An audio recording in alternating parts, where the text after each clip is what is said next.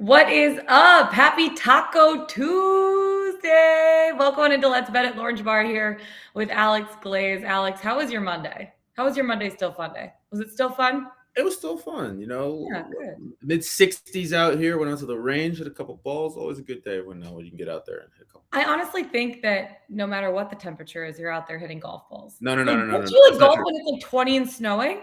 That's not true. It's got to be 55 or higher. 50's pushing it, but if I'm out there in the 50, I got like the full face mask cover.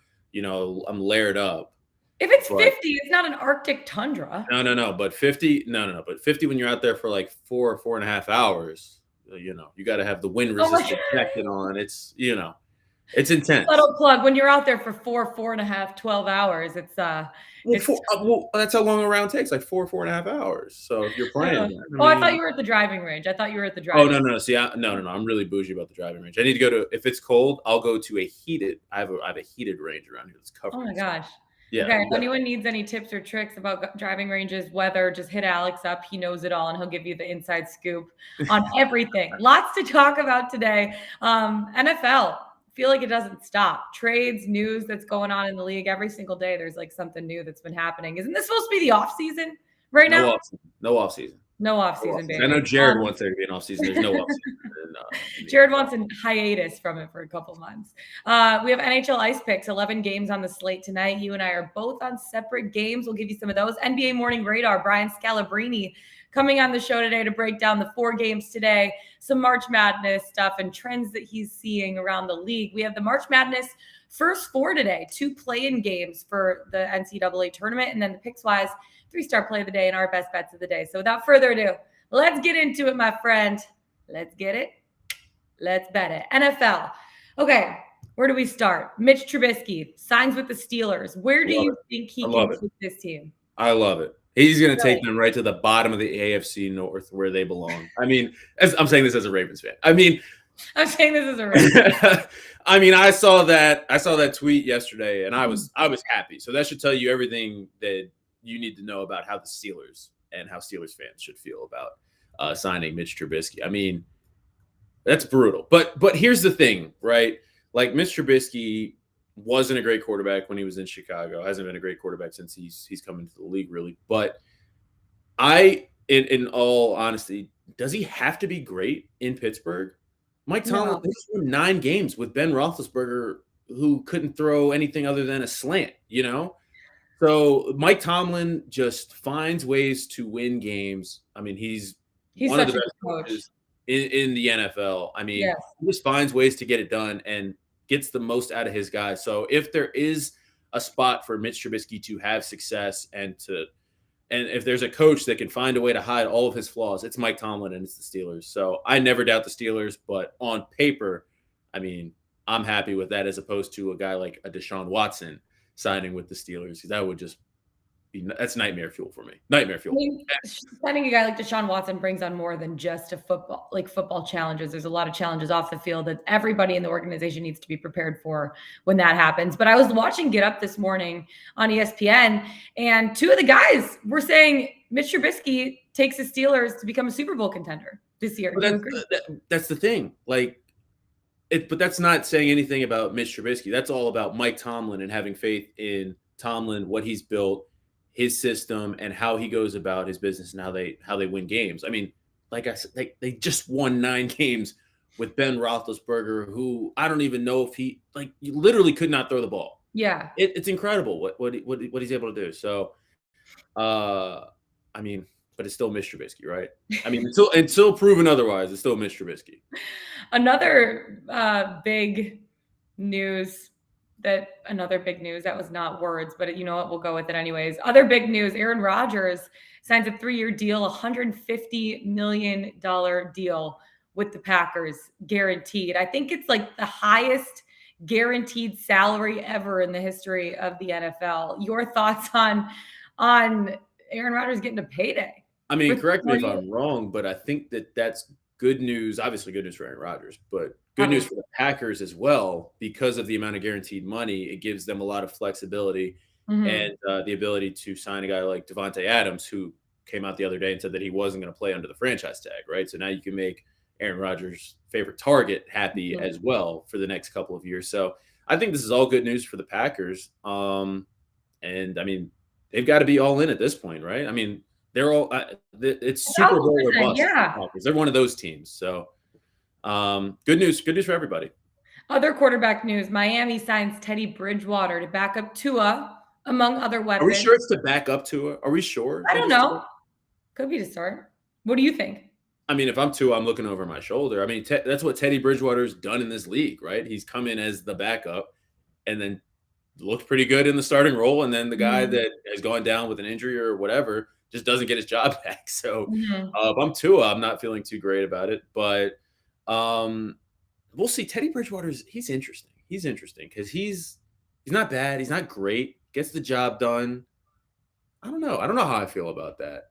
I don't know how I feel. Yeah. Okay. And then one more thing of news. Browns released Jarvis Landry. Where does he end up next season, do you think? I don't know, but the one thing, like, people knock Jarvis Landry because he's not, your big play receiver. He's a guy that'll have 16 catches for 24 yards. He's just not a big play guy. But every time I think about Jarvis Landry, do you remember the Hard Knocks clip with him and giving the talk to the receivers saying, if you're not hurt, if your hamstring's not falling off the bone, or if your leg's not broke, you need to practice, and it's weakness and all. He's a leader. He's a leader. You play hurt, you don't play injured. That's what I'm saying. Look, hamstring falling off the bone. I've never torn a hamstring, so I don't know what that feels like. But I honestly can say I haven't either, and I never want to experience. I don't want to feel what a hamstring falling off the bone feels like. I just imagine like a juicy rib, just like I don't want to feel that. Visual. Yeah, I don't want to feel that. So where do you think he ends up next season? It's a good question because I'm not sure. Like, he's not a number one receiver, right? I don't think talks with the Chiefs and talks with the Saints, according to producer Jack. Producer Jack knows best. Here's the thing: the Chiefs would be interesting because he's a possession guy. Don't need him to make big plays. You already have your Tyreek Hills and your your other playmakers there. Saints would also be interesting. What's going on with what's his name? Oh my gosh, I'm drawing a blank on his name right now. Receiver didn't play last year. Ohio State, Michael Thomas. Michael Thomas. Yeah, what's his deal? Is he like? I wanted to watch you struggle for a second. Yeah, I'm like I see, and his Twitter name is Can't Guard Mike. So like I know everything but his like actual name, Michael Thomas. What's his deal? Because that would also be interesting. I don't know. I don't know what it is right now. Pair of Michael Thomas and Jarvis Landry. That'd be interesting. Yeah. And then you have Alvin Kamara there too. I like that. Who's playing quarterback for the Saints? That's the big question. As Deshaun Watson takes his meetings, I think he's in Cleveland right now, which, as a Ravens fan, is also giving me some pause. Just keep Deshaun Watson out of the division. Keep him out of the division. Just as a Ravens fan. Oh gosh. Okay. Well, yeah, that's the NFL trades and news. I'm glad Jared's not on the show today because he gets all stressed out every time we talk about NFL in the offseason. So Alex, I'm glad that we got to take the reins of this one this time. Let's move on to the NHL because there are 11 games on the slate tonight. First of all, I just want you to go over your pick because obviously producer Jack is going to love this one that you're on the Rangers tonight. Producer Jack's going to love it. Jared's going to love it.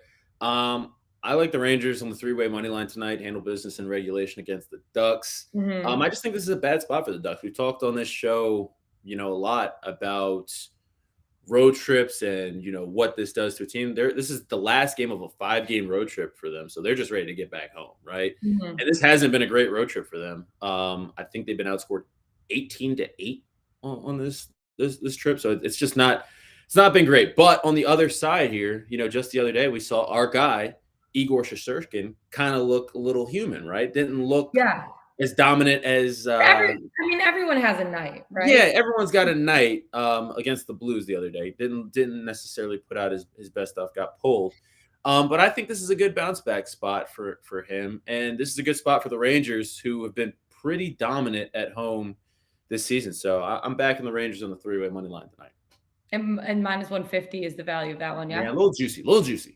I know. I was trying to I'm looking at like some of the odds right now for the slate across the board. And One of the ones that stood out to me, and the line's actually moved a little bit since I bet it, but is the Pens taking on the Preds in Nashville. It was a pick 'em a little bit earlier, and it still kind of is a pick 'em. The Nashville Predators are now plus 102 on the money line, but I like their three-way money line at plus 150. The Pens coming into this one after beating the Hurricanes. They played great on both ends of the ice, and the Canes obviously just came off of that big win against the Colorado Avalanche. But Nashville, coming off of a 6-2 win against the Minnesota Wild, they're playing their absolute best hockey of the season right now. The spread is close in this game. It's between two close teams. I'm sticking with the home team in this one. I think the Preds are going to be able to top the Pens. They've won 4 of their last 5 games. They want to keep the hot streak alive. Offensively, they've been on fire. They scored 8 goals against the Sharks back on like March 5th. What was that, 10 days ago?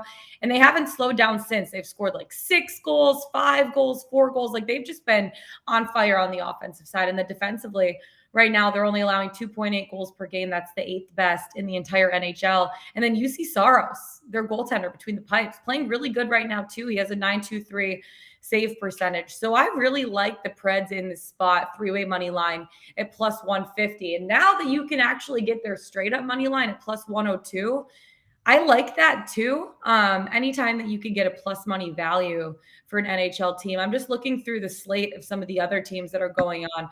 The Washington Capitals playing the New York Islanders. I kind of like the Caps through money line in this spot too. These are not official bets that I'm making. I'm just looking for different value picks here. Talk about the game later. That game will be a little preview. Ooh, okay. That's good to know. And then another game I'm looking at, which actually is surprising me, the Winnipeg Jets are the favorites taking on the Vegas Golden Knights. Vegas lost their last 4 games. This could be a good bounce back spot for them in Winnipeg, even though Winnipeg's like the coldest city that I always say this every single time. It's the coldest city that I've ever been to. The Bruins taking on the Chicago Blackhawks in Chicago.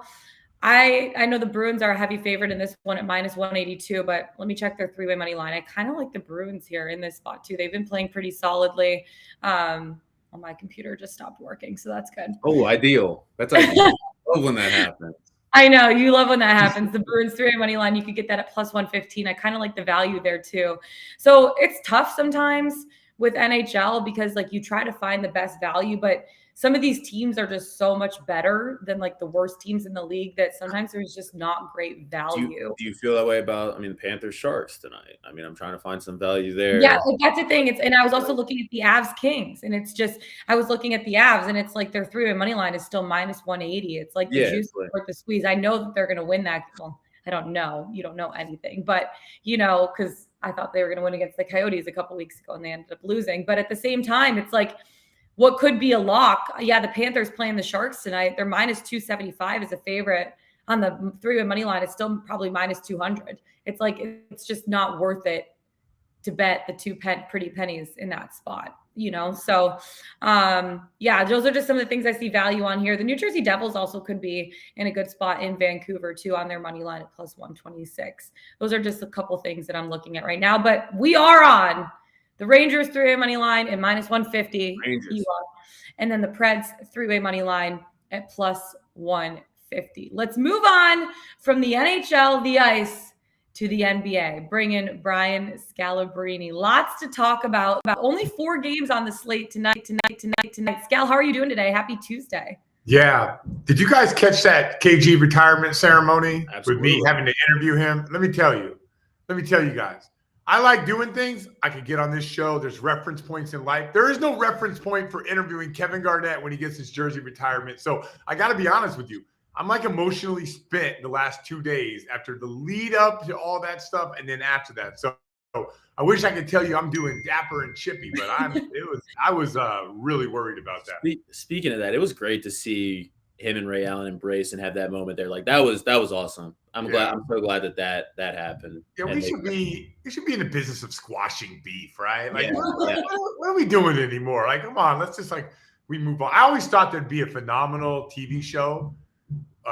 And you always just got the people who have beef, put them in a room and see if they could come out, call it We Good. Like, hey, we good? Yeah, we good. We good. I think that we should do that. Call it We Good. Call it We Good. I love give these ideas away for free. Like this. I don't have time for this. I'm doing this shit. I don't have time to like. I'm just giving the world. I'm like Elon Musk. Just give the world great ideas. You guys take them. You know?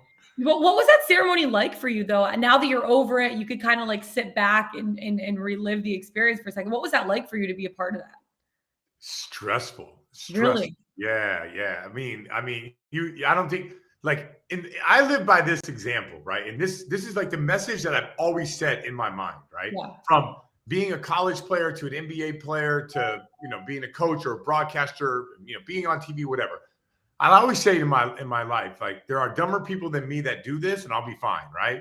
But that ceremony, I kept looking. There's no way for me to look and watch another person do this. And so I'm going to watch Oprah Winfrey interview some person for 2 hours. I can't go like that. And so I was just really, really nervous, and I wanted to make sure that his moment was special. It wasn't like a game. Like when there's another one the next night, there's going to be one jersey retirement for Kevin Garnett, and I wish I could just have bailed out of that. But he afterwards he was like, "Yo, man, I really appreciate you doing that. You helped me out a lot." So it meant a lot to me that he thought about me. He demanded that I do that, but I'm just glad it's in the past.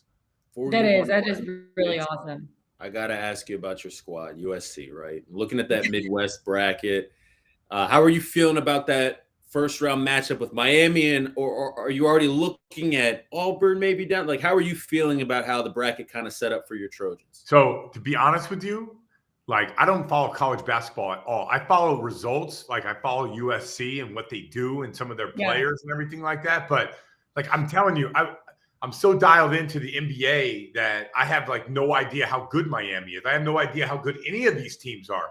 I know that USC is they're well coached, they execute, and like they turn the ball, like low turnover team, and I think that's important. But as far as do I know if they're going to win or anything like that, it's very difficult for me to even watch the college game, which is completely different than the pro game, and understand like who has an advantage. And I get it. Like a long time ago when I used to do this, I would think about it and like matchups, guard play, and all that. Man, I have no idea what you would need in a tournament. Is age a factor? Is it not? So I steer clear of all that. I watch it. I fill out a bracket based off of like random things, and I do put USC going to the Final Four. But at the end of the day, it's like I really don't know anything about college basketball. I mean, it's impossible to know everything about every single team. So I feel like even us that like studies, some of these college basketball teams, it's like. Some of the ones it's still kind of random at the same time, like the random 16 seed teams or the 15 seed teams. But everything about NBA, so let's get into that. Being a member of the Doc Rivers 2008 Celtics championship team, do you see similarities between how Doc is coaching and leading the current 76ers team? They're sitting at 6th in the East at 41-26 right now. I don't, because I think going back to the Kevin Garnett thing, like he is so unique. He is one of one. You'll never find anybody like that. He's so hyper-focused on winning. He's the most coachable player you'll ever meet. He's extremely talented. He cares about his teammates, cares about his coaching staff. So like the way that having a superstar like that, it's easy for a coach. I'm not saying it's easy to win a championship for a coach. It's not. But like if any coach out there wanted to coach a guy, I mean, even like the great LeBron James, I'm sure there's like a lot of things that go involved in the LeBron coaching him and having to deal with him. Like Kevin Garnett is the greatest person that you could possibly coach. So he coached us hard. He coached Kevin hard. And it was easy to follow suit. Like Doc could call every single player out for anything that they did because he could do that with Kevin Garnett. So I just look at Doc as such. He's adapted to the new age. This was 2008. Now we're in 2022. But he's adapted how new age coaching is. But like the way that he pushed us and the way that team was, and I've been involved in the NBA on a team side for 11 years. I've never dealt with anything like that. That team was uniquely a one-of-one team. Yeah. That is so interesting that you say that. So you feel like he's adopted, and do you feel like with the 76ers, he can call out guys like Joel Embiid or James Harden now the way that he did, or it's completely different? I don't know if he does. I don't know. And not in a negative way. Like it's different now. It's so different in today's game and how you deal with superstar players. It's not how it was. And by the way, like if you had like a superstar player that wasn't like Kevin Garnett. Mm-hmm. And you can use Popovich for this as well. Like I heard Popovich was on Tim Duncan every single day. He was on him. So if you're on Tim Duncan, can't you be on everybody else beneath Tim Duncan? And it was the same thing with us. And by the way, like we as a group held each other to a level of accountability higher than any coach could. And we held the coaching staff to a level of accountability. I like I said, like being a part of that Celtic team, it was so different than anything I've ever been a part of as far as like the competitive nature of every single person. We competed at everything for I want to say for 2 straight years. Like the third year, I kind of felt like we were like an older team and we can like flip a switch, and we end up getting to the finals and lost to the Lakers in Game 7. But at any point, like we would compete in practice, we would compete on the bus, we would play dice, we would play cards. Like it was nonstop. We would compete on, like, you know, they'll have a race on the Jumbotron. Like I got 100 on, you know, number 3. I got 100 on number 2. Like we would bet and compete at every single moment. We would bet in the games. Like, hey, like Ray Allen, I bet you can't switch these next 2 free throws. Bet 100. Like we were nuts, but it was like a good crazy for the NBA. Yeah. That's awesome. I want to talk about the Nets a little bit. I have a couple plays on them tonight, but before we get into that, just the way things are shaking out now, the Nets are looking like they could be the most dangerous 8 seed ever.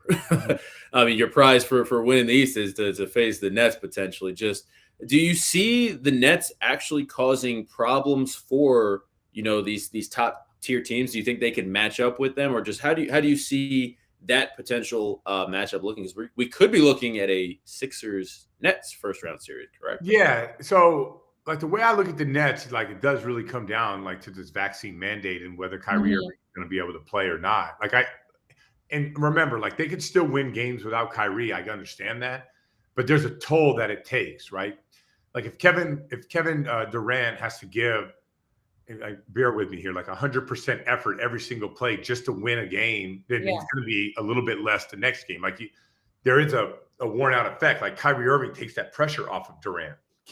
Can he do it? Yeah, for sure. But I don't know, like if they end up going with 7 and it's the Milwaukee Bucks in the first round, and Kyrie's not playing, I would 100% think that the Milwaukee Bucks are going to beat the Nets without Kyrie. Now, if Kyrie's out there, it'll be a little bit different. And what's going on with Ben Simmons? Everyone's saying he's not even running yet. Like Ben Simmons is a freak of nature athletically and can't run. So I don't know what to make of the Nets. I think as we get closer, and we'll do this show a lot more as we get closer to the playoffs, I think it's going to be matchup based. It's going to be injury based, and it's going to be vaccine based, and where Ben Simmons is at. I do know this: Kevin Durant's the best player in the world, and I would bet him to be the best player in any series that he's in. But the rest of those guys, there's a lot of question marks, and not that this is Kyrie Irving's fault, but the Ben Simmons thing, like the injury, like there's a lot of things that are up in the air with the Nets. But I do think that the Bucks are the one team that I don't think that they could beat. I want to ask you about that, though. If Ben Simmons gets right, is that somebody that you can just throw in the starting lineup and just tell him go, and it's going to work with the line, or do that? Will that take time to kind of get used to? Because he's not someone that they're going to rely on offensively for much of anything, right? So in my mind, I mean, you know more than I do, obviously. I don't think that it's going to necessarily take too long for him to adapt to being in that lineup. I agree with you 100%. Like he's going to defend, he's going to push the ball, and they're going to get out in transition. It's not like Ben Simmons got to dial his shot in or anything like that. Like facilitate, defend, facilitate. He goes to the cup. Now I will say, like going to the basket and finishing around the rim is sometimes the first thing, like it's the first thing to go. Like your finishing touch around the rim. Think about you're jumping, you're hitting people, dealing with that contact. You're touching the ball up, you're spinning the ball off your finger, you're putting English on it. That's the first to go, and it's the first to come back. Like after you miss a few, after you feel a little bit of contact, you'll get that back. But there'll be some rust there for sure. There'll be some conditioning factors. But the things that you mentioned, like he defends, they're not going to rely on him offensively. Like it's a perfect situation for Ben Simmons. This is a much better situation than the Philadelphia 76ers situation with Embiid at the basket. So this is like playing with Durant is going to be really helpful on paper, right? He still has to go out there and do it, and he still has to deal with the fourth quarter stuff. And he has never been a fourth quarter player. Like even when before the Atlanta Hawks series, I know like in the media, a lot of people got to get like punched in the face. Oh my God, Ben Simmons doesn't want to shoot. No, he's never done that. He doesn't want the ball in the fourth quarter. And once you go to hack a bin, clearly he has like an issue with it. So that has to factor in as well. Like, I'd rather foul Ben Simmons than have Kevin Durant have the basketball in his hand. Like, I'd do that in a second. Yeah, absolutely. Two plays I'm on tonight. 2 plays I'm on tonight with the Nets. Did we move on? Sorry, Lauren. Kind of. No, do what you got to do, Alex. I like your stuff because it's like I'm like old school. I just do lines, but you have like. Well, no. Well, now I want to get into the game with the Magic tonight with a couple props, and I want you to tell me how you're feeling about him. Kyrie Irving over 2.5 threes. He's gone over that in 7 of his last 10 games. And Kevin Durant over 6.5 assists tonight. He's gone over that number every game that he's been able to play with Kyrie Irving this season. You like them both. I do like those. I like those. You're like thinking you're going to either win both of these or lose both of these. If Kevin Durant is high assists, Kyrie is high in threes, right? I just need 3. I need 3 threes. Orlando guards. So Orlando bottom third of the league in defending the 3, I believe. Third, right? They hug up. Bottom third. Oh, bottom third. So they over help. Yeah, what do you use that? Percentage or total makes? Percentage. I'm looking at it right. I'm gonna pull. Yeah, look for total makes because even teams that sometimes build out will end up giving up. If I remember correctly, I think they're a build out. 22nd in May. 22nd in May. So that's what they give up the 22nd most. Yeah. Yeah, I like where you're going with that. Then I like where you're going with that. You know, off the top of my head, I was thinking that Orlando was a build-out team. Like a lot of teams are either build-out teams or take away the paint. Milwaukee Bucks is a take away the paint team, not a build-out team. Like I thought they were a build-out team, but you know what? They're so bad defensively. They're probably a nothing team defensively. So I like where you're going with that. And if it's a close game, Kevin Durant's going to get double teamed and he's going to give it up. It might not be close, and you might be one of those things where you guess right, you do everything right, but KD and Kyrie might be sitting in the fourth quarter, which that can hurt you. Mm-hmm. 4 games going on tonight. One of them that you're on, the number 1 team in the East, taking on the second worst team in the East, and you like the Pistons. Yeah, points you guys watch the Pistons closely, man. They're much better now. They're tougher now. They're scrappy, man. Yeah, 100%. I like Cade Cunningham a lot. He's gonna be a lot. Great player. And when I saw him, it's funny. I interviewed him at All-Star break, right? Yeah. And I'm one of these guys that I'll just ask any question. It's not like I don't think it's offensive, but like I watch games, right? And the first time he went up against Giannis Antetokounmpo, right? Giannis takes him to the basket. Giannis goes up. Cade Cunningham takes the shoulder to the chest. He falls over, and Giannis dunks it, right? And then the camera goes to Cade Cunningham, and he gave this look in his eyes like, ooh, I've never experienced that before, right? We all have our moment, right? We all have our, oh my God, what am I doing out here? You know, how did I get here? I was just a 12-year-old kid dreaming about this, right? Yeah. So I asked him at All-Star, and he's like, yeah, man. Like, Giannis seriously put me on his back and took me to the basket like a backpack, man. I felt so insignificant during that moment. But I also finished that question with, like, you really came a long way since then. He's like, yeah, man, I've learned a lot about the league. And, you know, like those humbling experiences made me the player I am today. Now I'm trying to take dudes and put them on my back and take them to the basket, you know, with that strength of getting downhill. When he said that, like something went off in my head and I said, this is great. Not only is he playing basketball, but he's learning basketball and he's been fantastic lately. So I got the Pistons. As long as South Beach didn't get the best of them and they can go out there and they can do that. South Beach has taken down giants before, right? Real giants. James Harden, you know, but I will say that if South Beach doesn't get the best of the Detroit Pistons, if they're locked in, which they have been playing really good basketball lately, they've been moving the basketball. I like the Pistons covering 12. It's 12.5. Like they've been really fighting hard of late. Sometimes they run out of gas late, but I like them tonight.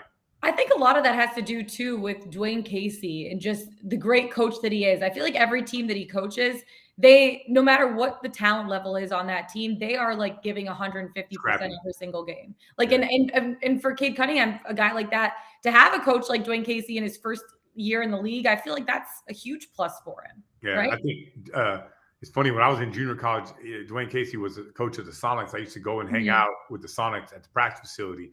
And I was a nothing, nobody, like bottom of the barrel, but he always put his arm around me and just told me keep working, you know, and changed my life. Like when you're like a junior college player getting stamped by NBA coaches telling you to work, whether he was just blowing smoke or not, he's always been really nice to me. That like changed my life. So I've always liked Dwayne Casey. And you're right.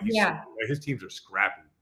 I will say the one thing too, that was my first job out of college was for the Detroit Pistons. And obviously it was Stan Van Gundy for the first 2 years that I was there. Ooh. But then Dwayne Casey came in and I introduced myself to Dwayne. And here I am, like, I'm not even the television reporter. I'm just like the little digital, like pistons.com digital reporter. And I introduced myself to him and he remembered my name. The rest of the next 2 seasons that I worked for him. I just think that he's just truly a genuinely great guy and he's coaching the Pistons extremely well. Another game that you're on too, the Suns playing in New Orleans, another city that can get the best of people, but you like the Suns laying 6 points in this one. Yeah, I think they're going to get it done. Like CJ McCollum should be coming back out of health and safety protocol. Like I know that New Orleans needs to win this game, but like the Suns are just so good offensively, spacing and moving the ball. I really enjoy watching them play from in the NBA nowadays. It's less about sets and more about space and reads. And I think there's no team in the NBA except maybe you can throw Draymond Green back with the Warriors who read the game better than the Suns as a team. So 6 points, you know, I'm not as I like that the Pistons won more than this, but with 6 points, I think that the Suns are they have like they're on a mission right now. And I know this is a very important game for New Orleans. Zion Williamson is sitting on the bench. Oh my God, praise the Lord. But I do think the Suns are going to take care of business tonight. And, you know, it'll be close, 7, 8, 9, 10. It'll be somewhere around there. But I like the Suns tonight with their ball movement. You brought up Zion. I mean, we're supposed to see him this year, right? I mean, what? I don't know. No way. You know why? Let me tell you why. Because he has a bunch of injury history, as you know, and everyone questions that. And he's up for a $180 million extension. So at this point, if Zion gets another injury, it's costing him a lot of money. So he's going to sit out and he's going to force the hand of New Orleans to pay him $180 million. And by the way, you know, Zion averages more points per 36 than any other player in the history of the game. Wow. By the way, they're going to end up paying him. Now, he's got to not do the Mountain Dew commercials as we discussed on the show. He's got to like kind of change his life, maybe get a Peloton, you know, advertisement, like even teach classes on Peloton. He's got to kind of change like where he's going with this. But if he can, like he's a dynamic player and he's got to get this thing figured out. But I think they're going to pay him. Yeah. Scal, we so appreciate your time. Thank you so much. I'm actually going to tell you on the Pistons bet. I just feel really good about that team right now. Pistons plus 12.5, locking it in. I'm going to go see Hannah Corbin on the Peloton right now. I'm out. Boom. Go have fun on your Peloton class. We'll see you again next week. Bye, Scal. Taking it from men to boys. March Madness. The first day, the madness starts today with the first 4. We got Texas A&M, Corpus Christi taking on Texas Southern to play in for that 16th spot to then get the honor of probably getting their butts kicked by Kansas. Neither of them. We're not overlooking 16 seeds anymore. Ever since UMBC. What, after UMBC? After UMBC handled business a couple of years ago, we respect 16 seeds in this house. All right. Okay. We're not overlooking anybody. Sorry about it. Yeah, neither of us are on that game, but that's going to be a really interesting one to watch. The other one that we're both on, and we'll talk about it in a second because I know it's both of our play of the days, is number 12 Indiana taking on number 12 Wyoming, playing in for that 12 spot to then have the honor of playing St. Mary's in the East. But before we get into that, since we're both on that game for our best bets, let's talk about Pickswise.com 3-star play of the day, AG, who we got today. Yeah, Tyler Mortimer giving out an ice pick tonight. He's on the Capitals to win at home against the Islanders. So head over to Pickswise.com and read Tyler's reasoning. Yeah, that was one of the games that I was actually looking at too. I really like the Caps in this spot to possibly win over the Islanders. And if you want better value, check out the 3-way money line. But go to Pickswise.com, read his reasoning why. I almost said read his reasoning why. That's also not English. That's fine. Okay, let's talk about this Indiana-Wyoming game. Indiana right now laying 4 points. And I really, really like Indiana in this spot. Like, you look at them, they've collected a ton of notable wins in the Big Ten, right? Wins against Purdue, Illinois in the quarterfinal. Wyoming was a surprising team. They've only won 3 of their last 7, 4-4 in their last 8, and they've covered the spread in just 1 of their last 5 games. For me, Alex, and I don't know if this is the same for you, with Indiana, it depends on which team shows up. Is it the team that lost 5 straight in February, or is it the one that beat Michigan or Illinois over the weekend? I mean, Indiana is obviously an elite defensively. They're allowing 92.6 points per 100 possessions. That's 21st in Division I. I like Indiana laying the points in this spot, and I know you agree with me on this too. Yeah, I'm on Indiana too. Like you said, Wyoming's kind of coming into this tournament limping, only covering in one of their last 5 games. I think that tonight we're going to see a motivated Indiana team that maybe is feeling a little bit disrespected that they're even having to play in the play-in games and they're not automatically in the tournament, right? I think that they're feeling a little disrespected in this spot.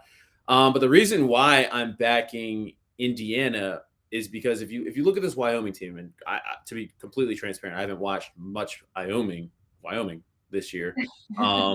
They have 2 guys. They have Graham Ike and Hunter Maldonado, right? Those are 2 guys. They're big, and then they have a guard who's like 6'7". He's a pretty big guard. But I look at them, and I don't want to compare them to like a Purdue, but like their offense, they're very slow. It's going to be a very slow tempo game. I mean, the total I think is 133, so expecting it to be low scoring as well. They just want to get it inside, post up, and they want to win in the paint, right? I think Indiana's played enough games against this style of team, right? We just talked about how they beat Illinois and Kofi Coburn. They beat Purdue and Zach Edey. They've dealt with the Jaden Ivies, and I don't think that that Wyoming has any Jaden Ivies on their team. And there's not a lot around those 2 players that Wyoming has. They shoot a lot of threes, but they don't make a lot of threes, which obviously could change tonight. They could change any night. But just on paper, there's no reason that I can find to back Wyoming because they're also not a great defensive team. So I think that this is a game that Indiana, they could dominate this game, but also it is Indiana. But it's not playing the day. It's not playing the day. I'm just going on. I think Mike Woodson's going to have his guys fired up. Trace Jackson Davis is going to show up. I think he kind of turned a switch in the second half of that Michigan game and hasn't looked back since. So I'm riding with the hot hand, and I'm rolling with Indiana. Yeah, I also agree with you. Trace Jackson Davis scored over 20 points in all 3 Big Ten tournament games. And also something that stood out to me, Indiana is also 3-1 on neutral courts this season, including a win over Notre Dame, who is in the tournament. But I do think that Trace Jackson Davis is the answer for Indiana in this one. He's going to help lead them to a convincing win. It just depends on which Indiana team shows up, and I'm confident that it's going to be the one that was rolling in the Big Ten tournament because that's the momentum that they're carrying right now. It isn't February, it's March, right? And yeah, they weren't great in February. They've been great in March so far. I think they're going to continue that. Indiana laying 4 in this spot, both of our best bets of the day. It's going to be exciting. March Madness starts today.